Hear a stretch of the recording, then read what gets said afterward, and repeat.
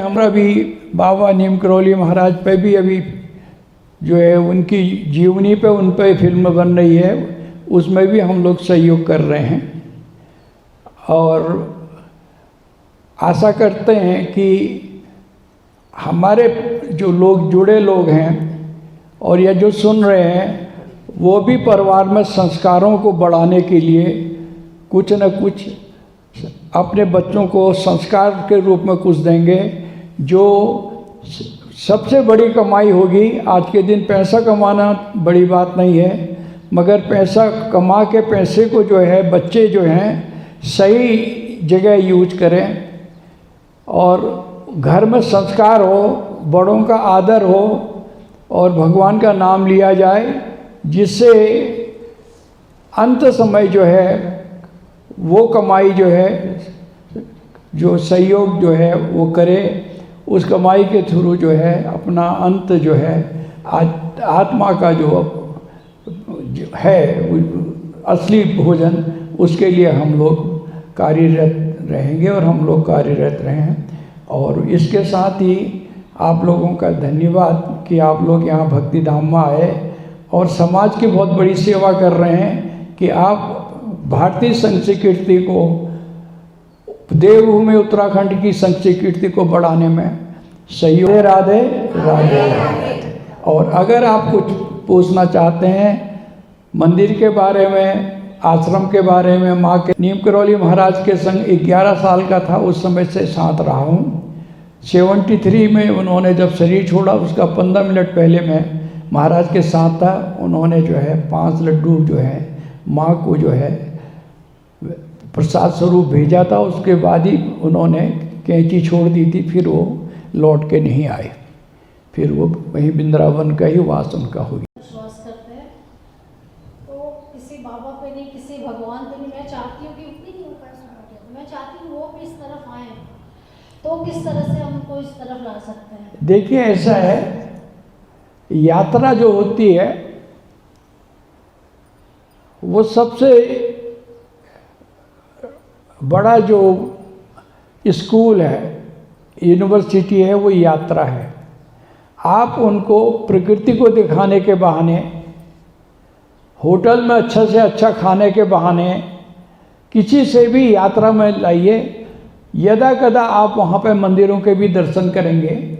मैं अपना उदाहरण दूँ, ये लगाइए आप करीबन 48-49 के टाइम में माँ मेरे को वृंदावन लेके जाती थी। वृंदावन लेके जाती थी तो माँ की 2 बातें होती थी। एक तो अकेली नहीं है वाली बात होती थी, और उस समय मथुरा सुबह 3-3:30 बजे ट्रेन पहुंच जाती थी आगरा फोर्ट। बाहर निकलने में के लिए उस समय वहाँ पर ऐसी हालत थी कि डर लगता था। तो तांगे वाले जो हैं 4:30-5 बजे जो है वृंदावन वृंदावन वृंदावन कहते थे। तो उस समय 2 आने में जो है मथुरा से वृंदावन ले जाते थे। वहाँ पे जो है एक छोटा सा धर्मशाला था, कुमाऊं धर्मशाला बोलते थे उसको। वहाँ बलदेवाचार्य हुआ करते थे, तो वहाँ हम लोग रुका करते थे।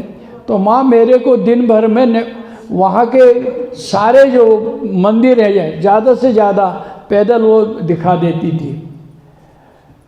तो रास होती थी उन दिनों, बहुत ज़्यादा रास दिखाती थी। तो मेरे को माँ ने ये नहीं कहा तो ये कर, मगर जब उसने प्रैक्टिकल में दिखाया या मेरे को ये एहसास कराया कि साथ की जरूरत है, तू साथ चल, तो प्रकृति ने, उस यात्रा ने, उन जगहों ने, उन मंदिरों ने उनमें आस्था जगा दी। आस्था हर एक के अंदर होती है, बिगड़ इसके कोई नहीं रहता। कई दफ़े कई लोगों ने इस बारे में बात करी। तो एक दफ़े हमें एक क्रिश्चियन जो हैं आपके बेवीनाग में थे, उन्होंने कहा कि कुछ नहीं है, ये सब कुछ नहीं है। मैंने कहा ऐसा है कि अभी तो आप यही कह रहे हैं अब थोड़ी हाथ पांव ढीले हो जाएंगे, उसके बाद आप कहेंगे। तो ये सबका वही होता है, बहुत मुश्किल होता है, क्योंकि ऐसा है कि जो पूर्व जन्म के संस्कार हम लेके आए, जो हमने पूर्व जन्म में कर्म किए, उसका हिसाब किताब तो करना ही पड़ेगा। जब तक उसका हिसाब किताब नहीं होगा तो मोक्ष की तरफ और गहन आध्यात्म की ओर नहीं बढ़ा जा सकता है। और मौन रहना जो है, जब वो नहीं भी करते हैं, अगर वो कहते हैं हम कुछ नहीं मानते, तो ठीक है कह के आप चुप हो जाइए। आप ये कहेंगे इसको मानिए, ये है, कोई ज़रूरत नहीं है, किताब हो सकता है दे दीजिए। उनका देखिए, फ़ोटो देखने से ही, किताब के 2-4 शब्द पढ़ने से ही जो है इस लाइन में फिर लोग लग जाते हैं। ये इसका नियम है। जहाँ